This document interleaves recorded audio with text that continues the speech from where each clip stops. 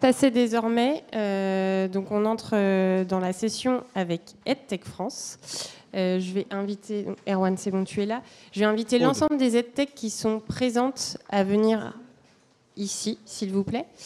Erwan va introduire Aude Guénaud, qui est ici présente, qui est la présidente d'EdTech France. Vraiment, c'était tout ce qui est plus pédagogique. Chaque EdTech aura ensuite... Merci beaucoup. Oui, tu demandes à Mireille. Chaque EdTech aura ensuite 2 minutes pour présenter son outil. Asseyez-vous peut-être, non? Ça sera peut-être... Oui, il n'y aura pas assez de place, Erwan. Il n'y a pas assez de place? Au niveau des chaises. Ouais, mais ils sont beaucoup. Ils sont 11. Oui, mais ils se mettent devant. Oh, oui, ok. Oui. Donc, chaque EdTech a 2 minutes pour vous présenter son outil, pour que voilà, les indécis puissent encore s'inscrire. Alors, attends, si tu te mets juste devant moi. Les indécis puissent encore s'inscrire et que vous soyez sûr des ateliers auxquels vous allez participer. Comment ça se passe? Il y a 3 sessions d'ateliers. Les salles d'ateliers sont notées dans le hall. N'hésitez pas à vous signaler auprès de l'équipe organisatrice si vous ne savez pas où vous allez. Vous êtes normalement inscrit ce matin dans 3 ateliers différents. Donc n'hésitez pas à consulter le plan et à consulter les 3 salles dans lesquelles vous allez aller cet après-midi avant de partir en atelier. Oui. Tout à fait. Je vous invite ensuite à revenir dans cet amphi pour la remise des trophées durabilité. Et Erwan, je te passe la parole. Merci Annelise. Bonjour à tous. C'est vrai que lorsqu'on a construit la réflexion autour du programme de cette université d'été, et puis on s'est quand même parlé un certain nombre de fois cette année, à la suite de l'étude de la commission, puis de la réflexion de l'inspection générale, d'ailleurs on t'avait auditionné Aude, il nous semblait important d'essayer de faire rentrer le sujet, l'outil EdTech, dans justement de savoir comment on arrive à le faire rentrer dans les INSPE. Parce que il y a encore quelques mois, vous ne vous parliez pas tant que ça, et vous ne vous parlez peut-être pas tant que ça encore aujourd'hui. Pour une des raisons étant ce que je disais ce matin, à savoir qu'il n'y a pas de manière en fait aujourd'hui de construire des choses ensemble. Donc il nous semblait important de vous inviter collectivement, et merci beaucoup du coup d'avoir répondu autant présent à cette université d'été. Donc Aude, ici présente, justement est à la fois donc la présidente d'EdTech France, qui est l'association qui regroupe les 650, c'est ça, je ne dis pas de bêtises? 840, tout augmente, entreprises de la EdTech. On ne les a pas toutes vues et consultées dans le cadre de la mission PTA. Elles ne sont pas toutes d'ailleurs dans les TNE. Ça veut dire qu'il y en a certaines qu'on a pu observer, voir dans la classe ou voir dans les usages auprès des enseignants. Certaines ont fait l'objet d'aides de financement de l'État. Mais c'est un acteur, EdTech France, qui pousse, qui fait du lobbying, mais je ne le dis pas au sens critique, qui fait du lobbying pour l'expertise française dans ce domaine-là. Et c'est bien qu'on arrive à positionner notre pays dans ce domaine-là, qui est un outil applicatif en fait, du numérique et de l'intelligence artificielle pour beaucoup d'entre elles et de plus en plus. Donc merci beaucoup Aude. Donc Aude est par ailleurs, donc, outre présidente d'EdTech France, aussi CEO de Plume, donc, qui est un outil utilisé pour l'écriture en langue française. Tu étais d'ailleurs enseignante de langue française il y a encore quelques années. Donc voilà, c'est une belle histoire aussi d'évolution de carrière et qui est tracée ici. Et puis, tu es, je crois, depuis peu de temps, quelques jours, 4 jours, au sein du programme Osélia, et puis en plus, et je te félicite, décoré aussi, depuis quelques jours.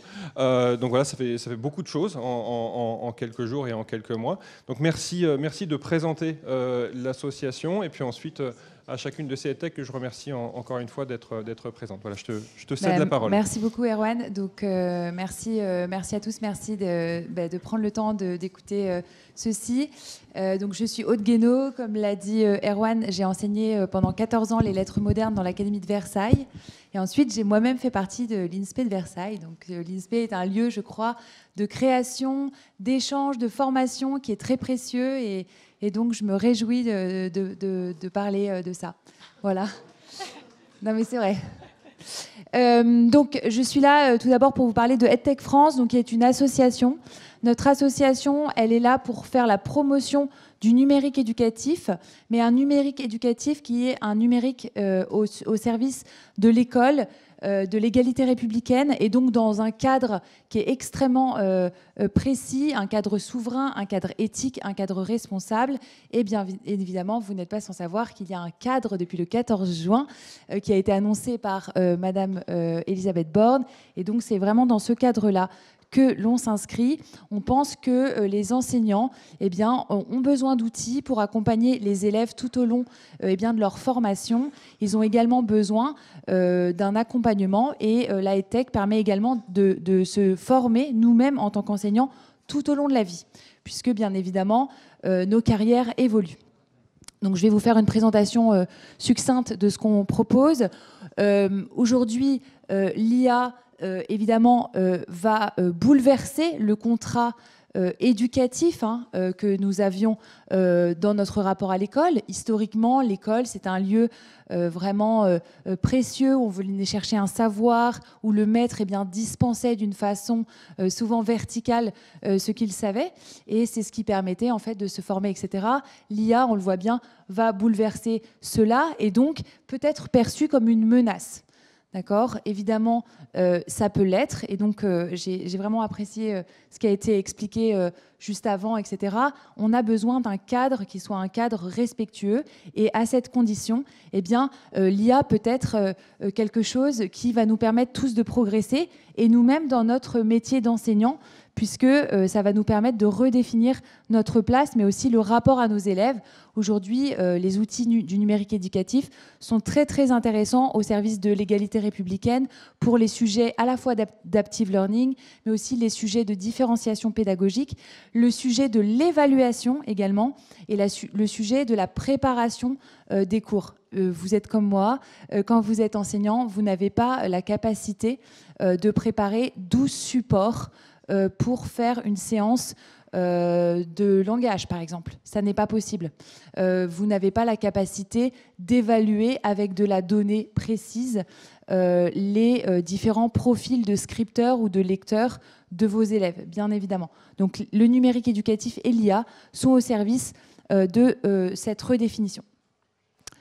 Donc, notre filière est évidemment vraiment éparse et sur tout le territoire. Peut-être vous connaissez, je ne sais pas, EdTech Aquitaine, EdTech Grand Ouest, etc. On a vraiment des antennes locales et une antenne nationale. Et c'est de cette façon qu'on propose à nos adhérents des services partout sur le territoire. Notre ambition, c'est à la fois de porter donc, la performance éducative, une innovation pour tous les élèves allophones, les élèves qui ont des troubles des apprentissages, les élèves qui sont en réussite, etc., etc. Donc vraiment la performance éducative. Le sujet de l'inclusion est évidemment majeur et beaucoup d'adhérents travaillent sur ces sujets. On a des partenariats très ciblés avec des laboratoires pour travailler sur ces sujets. Et d'ailleurs, on a porté un certain nombre de projets avec Cantu notamment sur les dispositifs TNE. J'espère qu'on pourra en parler. Et enfin, l'égalité des chances. Évidemment, il y a des réalités territoriales et le numérique éducatif est là pour apporter des réponses très concrètes sur des territoires qui ont moins de moyens ou plus de difficultés. Je pense notamment au sujet de Mayotte où en ce moment on a de l'enseignement avec des rotations. Heureusement, on a du numérique éducatif pour construire des solutions de continuité pédagogique. Donc ça, c'est vraiment très important. Nous avons la chance en France d'avoir une filière qui est au top, c'est-à-dire qu'en fait, l'excellence française, elle est véritable. Et j'ai assisté au colloque de la DNE lundi où Luc Julia, donc le cofondateur de Siri, a expliqué très clairement que en fait, les ingénieurs français était vraiment l'excellence mondiale en ce qui concerne l'IA. Il faut vraiment qu'on ait ça en tête et ça se reflète vraiment dans nos EdTech et dans les outils du numérique éducatif. On a vraiment des outils qui ont une valeur et qui sont au top de l'innovation mondiale et les médailles Fields le rappellent à chaque fois. On a des moteurs d'intelligence artificielle qui n'ont absolument pas à rougir, et c'est même l'inverse, des concurrents américains. Donc c'est une opportunité pour la France d'avoir la capacité d'utiliser de tels outils, et c'est pourquoi c'est à mon avis une bonne chose qu'on puisse travailler avec les INSPE dans ce sens. Voilà, et donc évidemment nous avons chez EdTech France une équipe qui s'appuie sur des partenariats donc, dont les INSPE font partie, donc j'en suis très heureuse. On a également tous les partenariats de recherche avec des laboratoires, avec des ambassadeurs, etc., qui nous permettent, si vous avez besoin de formation, si vous avez besoin d'éclairage pour des DU, si vous avez besoin, etc., de répondre à vos demandes. Donc vraiment, n'hésitez pas à nous solliciter pour qu'on puisse venir faire des démonstrations, vous envoyer des adhérents pour présenter des choses très concrètes au sein de vos académies. On est vraiment là pour ça, pour faciliter les discussions entre les adhérents de EdTech France et vous qui êtes des professionnels de l'éducation. Voilà. Et voilà, c'est ma dernière slide. Et il me reste une petite minute si vous voulez me poser une ou deux questions. Je serais ravie d'y répondre. Oui.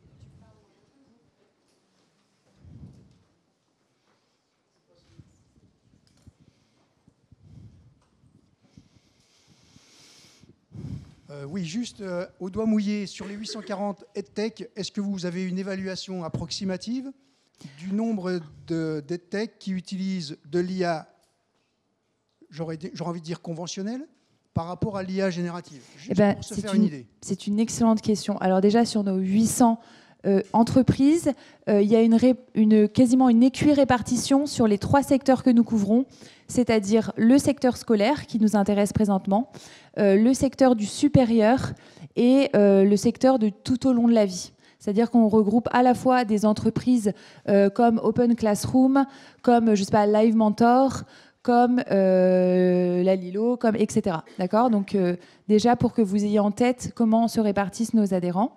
Ensuite, sur le tiers qui nous intéresse, vous avez également une équirépartition 50-50, je dirais, entre des acteurs qui travaillent sur des IA qu'on pourrait dire plus conventionnels, je pense que c'est le sens de votre question, qui sont des systèmes qu'on appelle adaptive learning, par exemple, versus les nouvelles intelligences artificielles qu'on appelle génératives.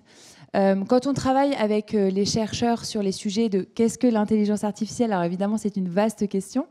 Luc Julia, qui est le directeur de recherche de Plume, aime à rappeler que finalement quand on fait une addition ou une soustraction, finalement on est presque déjà sur une calculatrice, on est presque déjà en train de faire de l'algorithmie et utiliser de l'intelligence artificielle. Donc en réalité, c'est toujours un petit peu délicat de répondre à cette question. Dès qu'on utilise de l'algorithmie, qu'on fait du clustering, etc., on est sur des sujets d'intelligence artificielle. Mais pour répondre, parce que je perçois quelle est l'intention de votre question, je vous dirais que dans les 800, on est un tiers, un tiers, un tiers, et dans le tiers qui nous intéresse, 50-50. Je vous en prie. Oui, bonjour, Jean-Pierre Bélanger, INSPE de Guadeloupe. Qui sont les acteurs des EdTech? C'est-à-dire quel est leur profil? Est-ce que ce sont des informaticiens, des enseignants comme vous, des anciens, voilà, des chefs d'entreprise qui se sont lancés dans un business? Voilà, merci beaucoup. Je vous remercie pour votre question, puisque si je parle un petit peu de l'éléphant dans la pièce, en réalité, souvent il y a un peu cette idée que les partenariats publics-privés, ils sont un petit peu grippés par l'idée que nous sommes des entreprises. Donc, je pense qu'il faut aborder les choses avec sérénité et se dire les choses. En effet, nous sommes des entreprises. Alors, je ne vous cache pas que le secteur de la EdTech n'est pas le secteur qui vous enrichira si vous voulez vous lancer dans l'entrepreneuriat.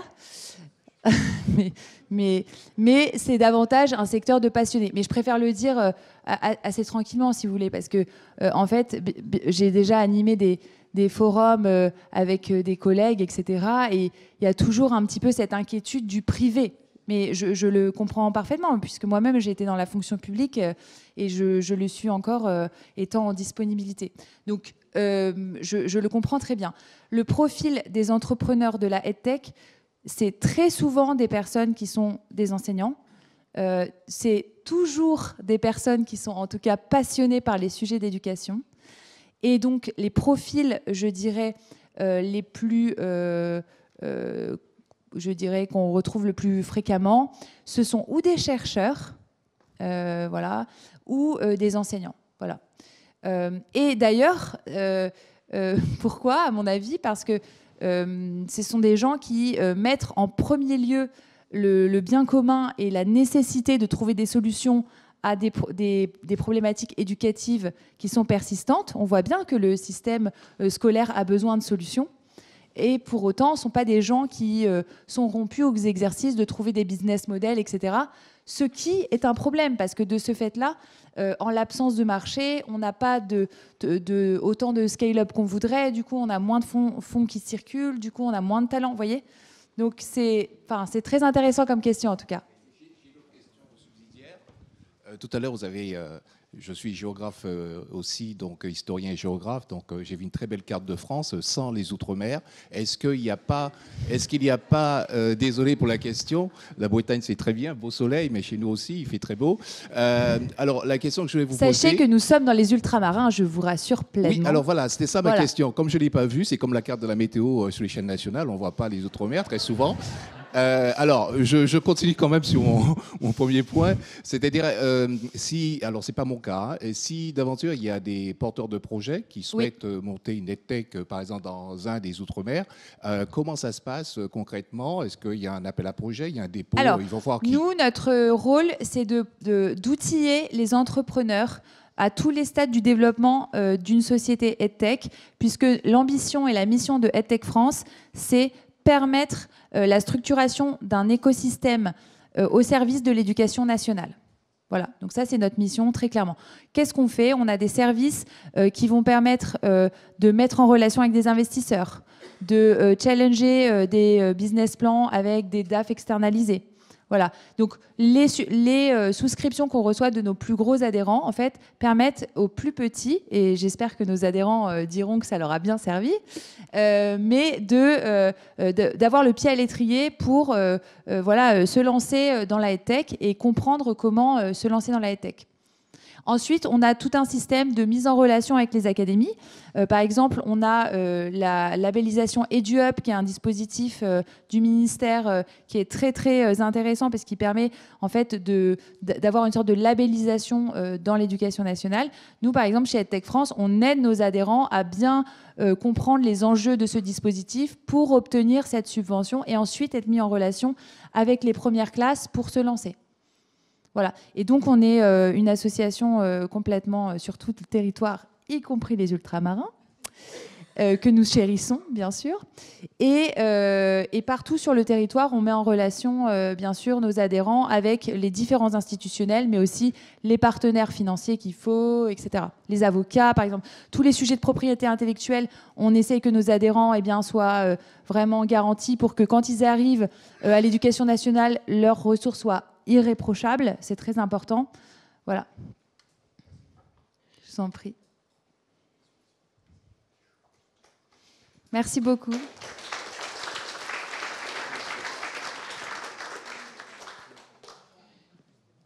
que l'un d'entre vous souhaite commencer, se lancer? Allez. Bonjour, donc je suis Philippe de Cotigny, le fondateur et le CTO de Knowledge. Alors pour répondre à votre question, j'ai une formation d'ingénieur, mais ma cofondatrice Nejma Beldim a étudié les sciences cognitives. Donc notre tandem fonctionne très bien pour pouvoir utiliser la technologie à profit des outils d'enseignement.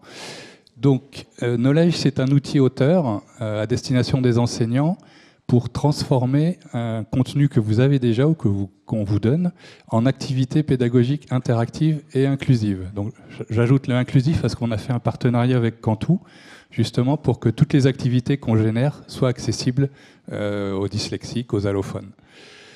Knowledge a lancé son produit début 2023, juste 2 mois après le lancement de ChatGPT. Donc notre plus gros challenge a été de montrer que, en travaillant sur un document d'origine, l'IA n'hallucine pas, contrairement aux questions ouvertes que l'on pose à ChatGPT. Et depuis 2023, on co-construit le produit avec les enseignants. Donc ce démarrage très tôt en 2023 nous a permis de gagner des reconnaissances internationales, comme l'a cité, je crois, Axel Jean ou Erwan Patel, comme meilleure start-up EdTech au monde. Et depuis, on a des nouveautés que je vais vous présenter tout à l'heure en salle B23, notamment le chatbot apprenant, qui est un véritable tuteur que vous pouvez confier en toute confiance à vos élèves, parce qu'il va ne travailler que sur le cadre de documents que vous lui aurez fourni. Et il va dire « je ne sais pas » si on pose des questions en dehors.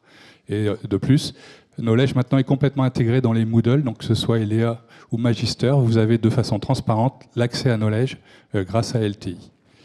Et je pense que je passe à ma voisine. Merci. Moi, c'est Camille Miel. Je suis doctorante à l'Université de Montpellier et avec VitaScience, parce que je suis en contrat doctoral CIFRE. Et du coup, je représente aujourd'hui VitaScience pour vous présenter la plateforme, qui est une plateforme pédagogique en ligne pour l'enseignement et l'apprentissage de la programmation, de la robotique et de l'IA. Et du coup, on propose des interfaces d'IA pour la manipulation de l'IA, et pas que de l'IA générative, pour acculturer sur le fonctionnement de l'IA, ouvrir un peu la boîte noire, que ce soit pour élèves, et du coup, il y a des cas d'usage pour la formation des enseignants également. C'est un peu un bac à sable exploitable dans différentes pédagogies. Voilà. Donc je vous invite à venir découvrir la plateforme pendant les sessions d'atelier. Bonjour, moi c'est Jean-Philippe Delaunay, je suis le directeur commercial du groupe Quark. Quark, c'est avant tout un cabinet en ingénierie pédagogique, donc on est vraiment au cœur de l'éducation et de la formation. On a une forte équipe d'ingénieurs pédagogiques, d'anciens professeurs de l'éducation nationale qui ont aussi fait le pas de passer dans une EdTech. Et au-delà de ça, on est bien sûr une EdTech, donc on est fournisseur de solutions et pas... ou de produits, comme vous le voulez en fait, mais on est fournisseur de plein de possibilités pour améliorer la pédagogie, non pas la révolutionner, mais en fait vous accompagner pour pouvoir dynamiser cette pédagogie, avoir maintenant une pédagogie un peu inversée. Et en l'occurrence, on est à l'origine de 2 créations d'IA, une pour faire du micro-learning et surtout, ce que je vais vous présenter tout à l'heure pour ceux qui viendront à l'atelier, une IA qui est un assistant de correction de copie. On sait tous que, en tant que professeur, c'est la partie la plus délicate et celle qui vous prend le plus de temps. Nous sommes partis du postulat que pour corriger des copies et être le plus, comment dire ça, on va dire constant dans la correction de copies, il faut, vous y mettez de l'énergie, ce n'est jamais toujours constant. Donc on a créé une IA qui vous permet de pouvoir rester à chaque fois, en ayant des copies anonymisées, de rester constant au niveau de la correction de copies. Je vous invite à venir à l'atelier.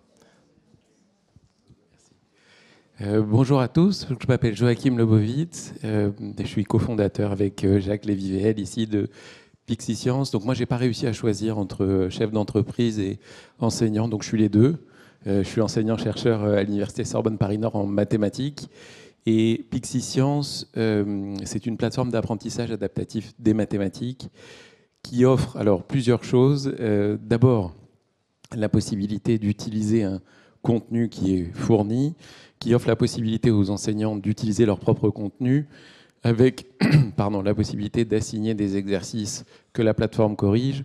Et puis, si on parle d'IA, permettre deux autres choses. Et ça, évidemment, en tant que prof, on a pensé à nous d'abord, effectivement, la correction de copie en mathématiques, c'est aussi un enfer. Et donc, c'est une aide à la correction de copie qu'on sera ravis de vous présenter pour vous montrer à quel point on peut vous aider.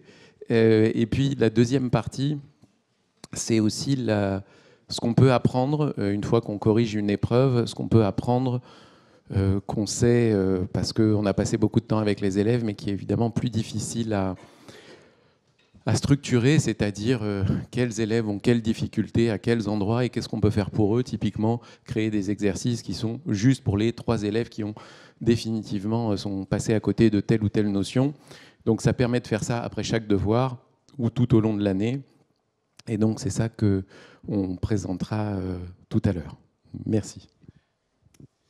Bonjour à tous, moi je suis le cofondateur de Cantu et notre objectif c'est de mettre la technologie et donc toutes les nouvelles technologies, donc toutes les intelligences artificielles, donc génératives, diffusion, etc., enfin tout ce qui existe en termes de modèles, à destination, au service en fait, de l'inclusion scolaire. Et donc l'inclusion scolaire, ça veut dire au service des élèves en situation de handicap, mais aussi des élèves qui ont des difficultés scolaires. Et puis en fait à tous, c'est-à-dire qu'aujourd'hui, du coup, les produits qu'on fait, ils ont pour vocation de fédérer une classe et de permettre de fournir des solutions qui sont à la fois pédagogiques, à la fois qui prennent en compte les besoins éducatifs de chacun, et à la fois qui permettent à l'enseignant de gérer une classe mixte avec des élèves qui suivent sur ordinateur, sur cahier, sur peu importe en fait l'outil qu'ils utilisent, et de leur permettre de proposer des activités qui soient pédagogiques et qui permettent d'inclure tout le monde. Donc on sait qu'il y a de plus en plus d'élèves en situation de handicap qui sont inclus dans les classes et que ça peut être difficile pour les enseignants à gérer. Donc notre solution vient vraiment répondre à ce besoin-là, à cette difficulté-là, pour que l'enseignant n'ait plus ça comme une charge et que ce soit même potentiellement un moteur pour la classe. Voilà. Bonjour à tous, je suis Cédric Déatoré. Et avec 3 amis, on a fondé Evaluo. Evaluo, c'est une plateforme d'examen en ligne qui a pour ambition de répondre à tous les besoins pour l'évaluation des étudiants. Donc c'est une plateforme sur laquelle on peut organiser tout type d'examen. Ça a des évaluations écrites avec des QCM et des études de cas, mais aussi des soutenances orales. On le fait en présentiel, mais aussi à distance. Vous avez peut-être entendu parler des technologies de proctoring. Et donc, en fait, on propose des solutions qui permettent de surveiller des étudiants à distance, qui passent des évaluations certificatives. On a aujourd'hui un réseau de surveillants qui surveillent pour les établissements avec qui on travaille. Et on travaille aussi sur différents sujets concernant l'IA.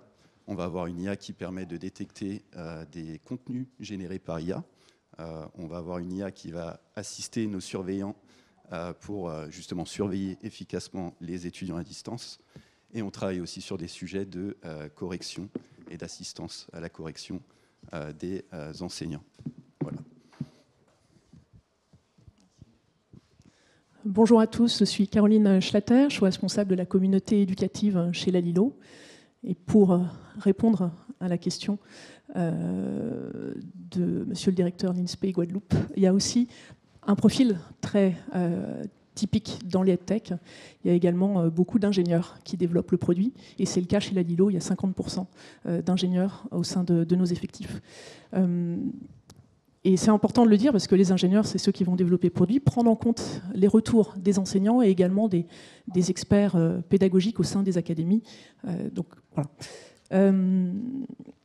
Merci aux organisateurs pour nous avoir conviés à ce moment. Je suis ravie d'être avec vous et d'avoir l'opportunité de présenter la Lilo avec Nicolas tout à l'heure. Donc chez la Lilo, on aide les enseignants à différencier leur enseignement de la lecture et du français. Et pour cela, on utilise des technologies d'intelligence artificielle. Il y a 2 technologies qu'on utilise. Il y a l'adaptive learning, dont a parlé Aude tout à l'heure. L'adaptive learning, c'est ce qui va nous permettre de faire travailler les élèves dans leur zone proximale de développement en adaptant les exercices en temps réel à leurs besoins. Il y a une deuxième IA, donc ça c'est l'IA adaptative. Hein. Il y a une deuxième IA qu'on utilise. On utilise un algorithme de reconnaissance vocale et ça va nous permettre d'évaluer les exercices de lecture à voix haute que les élèves vont faire sur la Lilo et de leur faire un retour immédiat. On a la chance d'être lauréat de 2 partenariats publics-privés.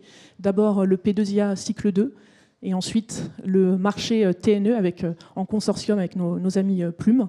Et ça nous a permis, clairement, ces dernières années, de développer l'usage de la Lilo partout en France.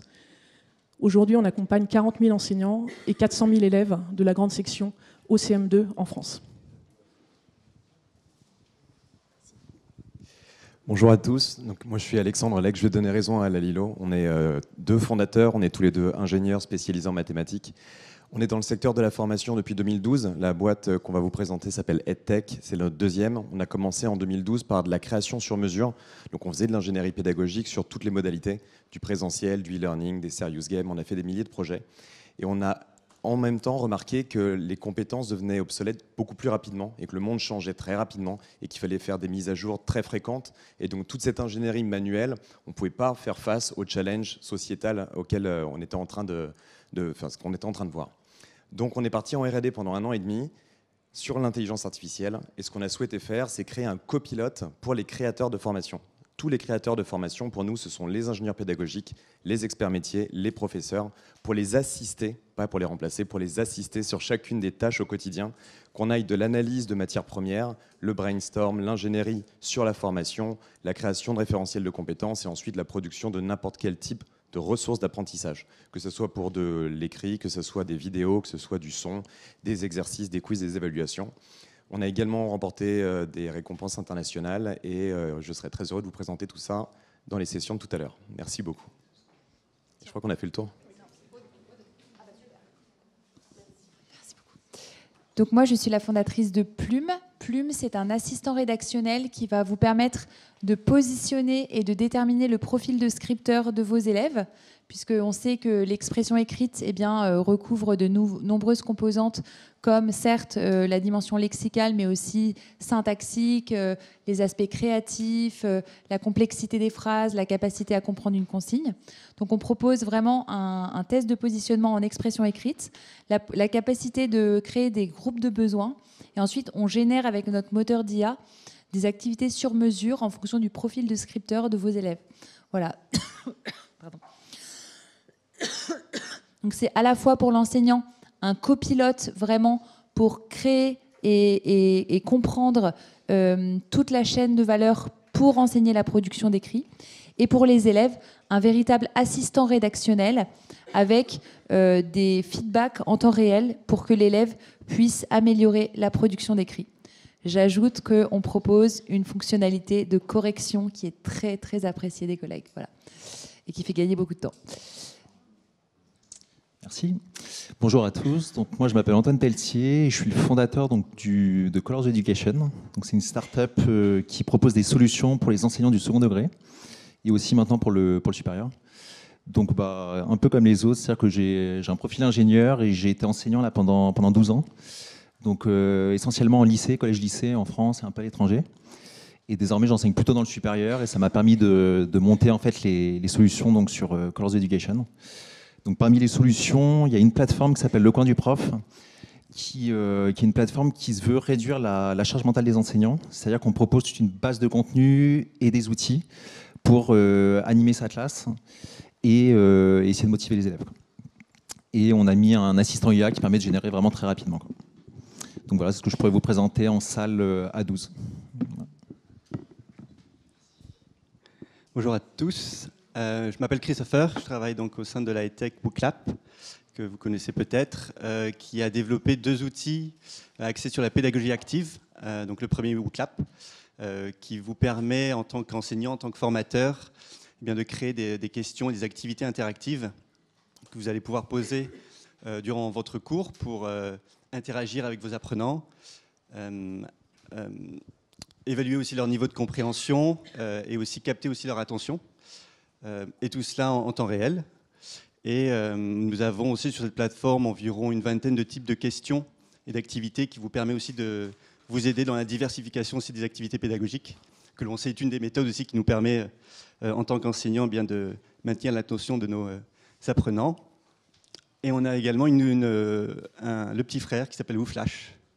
WooFlash qui, lui, est axé sur l'apprentissage asynchrone, qui est un outil de micro-learning fondé sur des principes en neurosciences, tels que la répétition espacée, le feedback immédiat, l'ancrage mémoriel, le principe de l'encouragement aussi, également. Et cette plateforme, en fait, va vous permettre, de votre côté, de créer des parcours de révision qui vont être une banque de questions interactive que vous allez pouvoir créer et qui va être adaptatif pour vos apprenants. Donc vos apprenants vont pouvoir beaucoup mieux réviser aussi en tenant compte de ces principes neuroéducatifs pour pouvoir après se préparer également pour leurs examens. Ces deux outils sont dotés notamment d'intelligence artificielle depuis 2023, notamment pour accompagner les enseignants, les formateurs dans la création de contenus interactifs, donc de la génération de questions interactives en se basant sur vos supports pédagogiques ou sur d'autres documents que vous souhaitez utiliser en cours.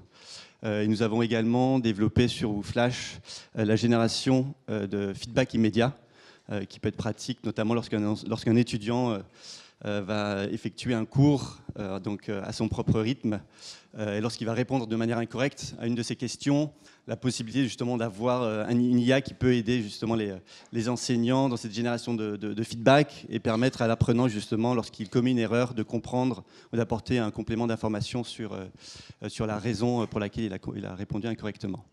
Voilà. Et donc, on travaille également sur d'autres fonctionnalités qui sont des agents IA. Des agents IA, pour faire simple, ce sont vous pouvez voir ça comme des assistants virtuels qui vont effectuer des tâches très spécifiques définies par l'enseignant. Cela peut être, par exemple, le regroupement de réponses, de pouvoir résumer aussi les réponses des étudiants, de pouvoir proposer une aide dans la création de contenu, des différentes questions, dans l'instruction, dans la partie des réponses, etc.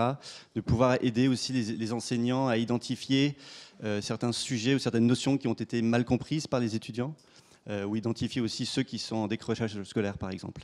Voilà, il y a d'autres types d'agents qui arriveront et qui seront déployés un peu partout dans ces outils-là. Voilà, et je suis en salle C25 pour découvrir notamment l'outil WooFlash. Je pense qu'on peut les applaudir déjà. Je vous laisse donc partir en atelier. Donc 3 sessions de 30 minutes.